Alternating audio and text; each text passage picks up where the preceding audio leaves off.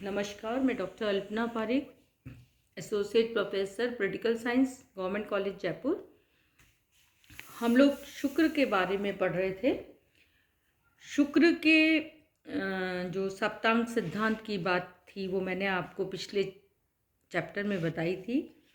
अब शुक्र के अनुसार राज्य का क्या कार्य क्षेत्र होना चाहिए। देखिए, जितने भी प्राचीन विचारक हैं, चाहे मनु हों, चाहे कौटिल्य हों, चाहे शुक्र हों, राज्य के कार्य क्षेत्र में सबसे जो प्रमुख काम है वो प्रजा की सुरक्षा को मानते हैं। लोक कल्याणकारी व्यवस्थाएं राज्य के कार्य में प्रमुख आती हैं। इसी तरीके से अर्थव्यवस्था का निर्वाह, राज्य में सामाजिक व्यवस्था का निर्वाह, शैक्षणिक दायित्व, न्याय की व्यवस्था, प्रशासनिक प्रणाली, अंतर्राज्यीय संबंधों का निर्वाह आदि कार्य राज्य के प्रमुख माने जाते हैं। शुक्र के द्वारा जो राज्य की स्थापना की गई वो एक लोक कल्याणकारी राज्य है। शुक्र नीति में राज्य के कार्य क्षेत्र को अत्यंत व्यापक और विस्तृत बताया और प्रजा की भौतिक सुरक्षा के से लेकर उसके जीवन के सामाजिक, आर्थिक, नैतिक पक्षों के व्यवस्थित संचालन को, प्रजा की सर्वांगीण उन्नति को राज्य के सक्रिय प्रयासों में शामिल किया। शुक्र के अनुसार राज्य के कर्तव्यों में 8 प्रमुख क्षेत्र हैं।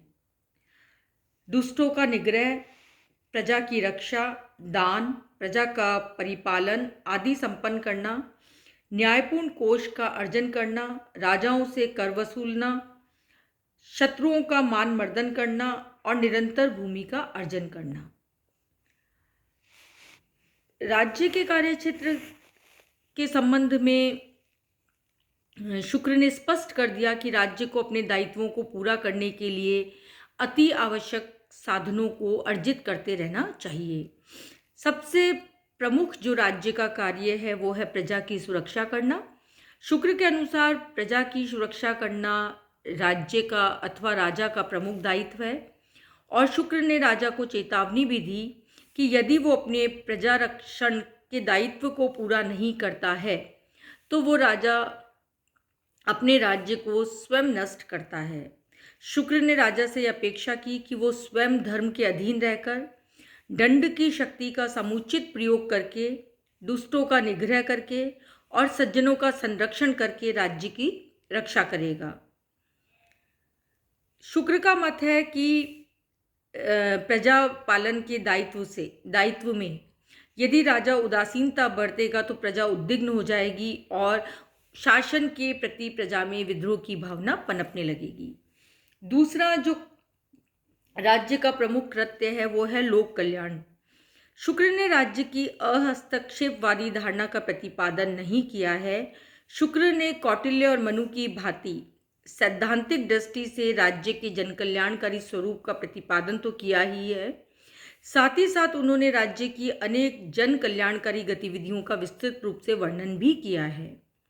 शुक्र ने शासक को क्रूरता न करने, उदारता पूर्वक दीन निसहाय जनता का पालन करने का परामर्श दिया। साथ ही साथ ये अपेक्षा भी की कि वह स्वयं के सुख के लिए प्रजा को कष्ट ना पहुंचाए, क्योंकि प्रजा के दुखी होने पर राजा नष्ट हो सकता है। शुक्र नीति में शासक को अनेक लोक कल्याणकारी दायित्वों को संपन्न करने के लिए कहा गया। उन्होंने यह अपेक्षा की है कि राजा जो है मंदिर, उद्यान आदि बनाए और उसके लिए प्रजा को बिना कर लिए भूमि का आवंटन करे। साथ ही साथ उन्होंने ये भी निर्देश दिए कि वो प्रजाजन को उनके परिवार को आकार के अनुरूप आवास बनाने के लिए भूखंड आवंटित करे। शुक्र ने शासन से राजधानी में कुओं, बावड़ियों, सरोवर, उद्यान, गलियों, मंदिर, मठ, धर्मशाला आदि का निर्माण करने की भी अपेक्षा की है। शुक्र नीति में पर्यावरण की सुरक्षा को शासकीय दायित्वों में महत्वपूर्ण स्थान दिया है और शासक से अपेक्षा की है कि वो गांवों में, वनों में वृक्षों का आरोपण कराएं, उनके पोषण के लिए खाद और जल की नियमित व्यवस्था करें। इसके अतिरिक्त राजा ने आवासीय स्थानों के आसपास भी उद्यान लगाने को प्रोत्साहित किया है, अर्थात उन्होंने पर्यावरण को बहुत अधिक महत्व प्रदान किया है। शुक्र नीति सार में शासन से प्रजा के उपयोग हेतु तथा नगरों और गांवों के सौंदर्यीकरण के लिए जलाशयों के निर्माण हो, साथ ही साथ नदियों पर सुंदर, मनोहर और सुविधाजनक पुल बनाने का निर्देश दिया। शासक को यह परामर्श भी दिया कि वह नदियों में नौकाओं और जलयानों आदि की व्यवस्था करे। शुक्र ने विभिन्न स्तरों पर राजकीय कर्मचारियों के लिए आवास गृहों का निर्माण करवाना भी राज्य का दायित्व माना। साथ ही साथ यात्रियों के निवास के लिए सुविधायुक्त धर्मशालाओं का निर्माण कराना, विक्रय होने वाली वस्तुओं की श्रेणियों के अनुसार विभिन्न प्रकार के बाजारों का निर्माण कराना भी शुक्र ने राज्य का प्रमुख दायित्व माना। इस प्रकार से शुक्र जो है वो राज्य के लोक कल्याणकारी कार्यों की बात करते हैं। तीसरा जो महत्वपूर्ण कार्य है वो है अर्थव्यवस्था का निर्वाह और नियमन। शुक्र ने अर्थव्यवस्था का नियमन करने को राज्य का आवश्यक दायित्व माना और शुक्र ने बिना राज्य से अनुज्ञा यानी लाइसेंस प्राप्त किए हुए धूर्त कीड़ा शिकार करने, अस्त्र धारण करने को निषेध किया। शुक्र नीति में व्यवसाय और वाणिज्य के संदर्भ में उपभोक्ताओं के हितों की रक्षा के लिए राजकीय हस्तक्षेप की अपेक्षा की।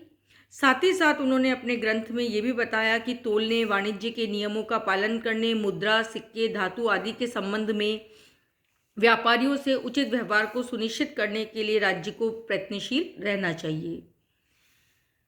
शुक्र ने गौ, गज, अश्व, ऊंट, भैंस आदि पशुओं, चांदी, स्वर्ण, रत्न, मादक द्रव्य, विष आदि पदार्थों के क्रय विक्रय, मद्य के उत्पादन एवं विक्रय, चिकित्सा आदि व्यवसायों का विनिमय करने की अपेक्षा भी की गई है। इस प्रकार से शुक्र जो है उन्होंने शासक को ये परामर्श दिया कि उपयुक्त सभी प्रसंगों में राजकीय आज्ञाओं के उल्लंघन करने पर कठोर दंड देना चाहिए। शासक से यह भी अपेक्षा की गई कि वो राज्य मार्गों का निरंतर मरम्मत कराता रहे और राजमार्गों पर यात्रा करने वाले यात्रियों के जानमाल की रक्षा करे। चौथा जो कार्य है वो है राज्य का शैक्षिक दायित्व। शुक्र ने राज्य को नागरिकों के मध्य शिक्षा के प्रसार के लिए उत्तरदायी माना। शुक्र नीति में शासक से यह अपेक्षा की गई कि वो योग शिक्षार्थियों को छात्रवृत्ति देकर उनकी शिक्षा के लिए विशेष प्रयत्न करे। शुक्र ने राजाओं को यह परामर्श दिया कि शिक्षा पूर्ण हो जाने पर शिक्षित व्यक्तियों को राजकीय पदों पर उनकी योग्यता के अनुसार नियुक्ति प्रदान करे। उन्होंने शासक से यह भी अपेक्षा की कि वो विद्या और कला में पारंगत व्यक्तियों को प्रतिवर्ष सम्मानित करे। शुक्र ने शासक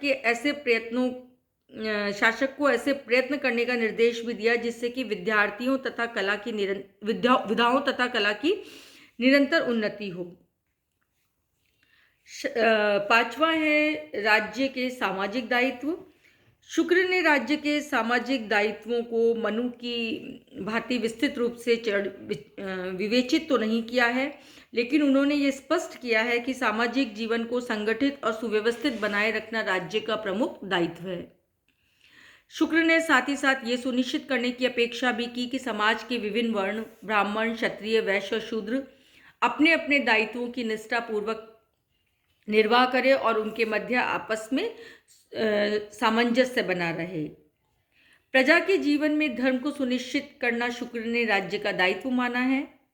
सार्थक सामाजिक व्यवस्था का नियमन और सामाजिक जीवन में धर्म और नैतिक मूल्यों की प्रतिष्ठा करना शुक्र के अनुसार राज्य का दायित्व है। छठा जो महत्वपूर्ण कृत्य है वो है न्याय की व्यवस्था।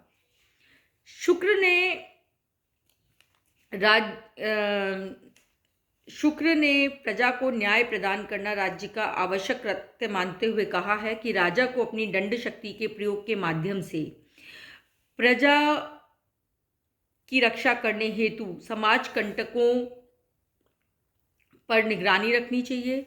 कौटिल्य की भांति शुक्र ने भी वितरणात्मक न्याय को राज्य का प्रमुख दायित्व माना और ये स्पष्ट किया कि न्यायशील शासक प्रजा को धर्म, अर्थ व काम के त्रिवर्ग से संपन्न करता है। शुक्र ने राज्य से न्यायपालिका को संगठित करने, न्यायिक व्यवस्था को ऐसा स्वरूप प्रदान करने की अपेक्षा की जिससे कि न्याय का कार्य बिना किसी पक्षपात और राग द्वेष के संपन्न हो। सातवें जो कृत्य है राज्य का वो है प्रशासनिक प्रणाली का निर्वाह। राज्य के दायित्वों को पूरा करने के लिए शुक्र ने एक सुदृढ़ प्रशासनिक व्यवस्था की आवश्यकता पर बल दिया। शुक्र ने राज्य से प्रशासन को व्यवहारिक और विवेक सम्मत आधारों पर संगठित करने की अपेक्षा की। साथ ही साथ ये परामर्श भी दिया कि शासन को निरंतर सजग रहकर ये देखते रहना चाहिए कि विभिन्न प्रशासनिक अधिकारी और कर्मचारी अपने अपने दायित्वों की पूर्ति कर रहे हैं या नहीं। संभवतः शुक्र प्रथम भारतीय विचारक है जिन्होंने प्रशासन के आंतरिक पक्षों, कर्मचारियों के वेतन, वेतनमान, पदोन्नति, भविष्य निधि, पेंशन, अवकाश आदि के संबंध में राज्य से सुनिश्चित और कर्मचारियों के प्रति लाभप्रद नीति बनाने की अपेक्षा की। 8वां है परराष्ट्र संबंधों का निर्वाह। शुक्र ने यह भी स्वीकार किया है कि राज्य को आवश्यक रूप से अन्य राज्यों से संबंध बनाने पड़ते हैं, इसलिए शुक्र ने राज्य से अपेक्षा की कि वो परराष्ट्र संबंधों को इस प्रकार से संचालित करे जिससे कि राष्ट्र हितों की सर्वाधिक पूर्ति हो, प्रजा के कल्याण और सुरक्षा को अधिकाधिक सुरक्षित किया जा सके। शुक्र ने राजा को ये परामर्श दिया कि वो अंतर्राज्यीय संबंधों के कुशलतापूर्ण संचालन करके राज्य को अनावश्यक युद्ध और टकराव की स्थिति से बचाए। अंतर्राज्यीय संबंधों के विवेकपूर्ण निर्धारण और संचालन के लिए शुक्र ने भी कौटिल्य और मनु की भांति शासक के कुछ सिद्धांतों और नियमों के अधीन रहकर निर्णय लेने की अपेक्षा की शासक से। इन नियमों में शुक्र ने राज्य के वर्गीकरण के सैद्धांतिक आधारों, षड्गुण नीति, उपाय आदि को सम्मिलित किया।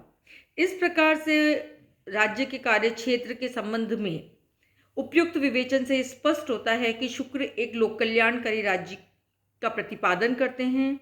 शुक्र ने राज्य के कार्यक्षेत्र की परिधि में प्रजा की भौतिक सुरक्षा से लेकर उसकी आर्थिक, सामाजिक, नैतिक और आध्यात्मिक उन्नति को सम्मिलित किया है। अगले लेक्चर में हम शुक्र द्वारा प्रतिपादित प्रशासनिक व्यवस्था पर चर्चा करेंगे। धन्यवाद।